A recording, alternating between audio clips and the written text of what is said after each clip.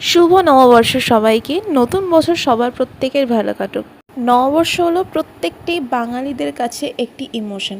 আগে ছোটোবেলায় মায়ের সাথে হাত ধরে হালখাতা করতে যেতাম প্রত্যেকটি দোকানে, সেখানে মিষ্টি খাওয়ার যে একটা আনন্দই ছিল অন্যরকম। তবে যাই হোক, আজকে অন্যান্য দিনের মতো আজকে আর কোনো প্ল্যান নেই। আজকে আমার নববর্ষের দিনও আমার অ্যাজ ইউজুয়াল অফিস রয়েছে, তো আমি তার জন্য এটা রেডি হয়ে যাচ্ছিলাম। আর এই কুর্তিটা আমাকে মা কিনে দিয়েছিল। তবে সত্যি বলতে যখন আশেপাশে সবাইকে দেখছিলাম, সবাই বন্ধুরা মিলে বা ফ্যামিলি নিয়ে ঘুরতে যাচ্ছে, লাঞ্চ করতে যাচ্ছে বাইরে, তখন সত্যি আমি যখন অফিস যাচ্ছিলাম তখন মনটা খুবই খারাপ লাগছিলো। তখন মনে হচ্ছিলো যে দিন কত তাড়াতাড়ি এগিয়ে যায়, তাই না?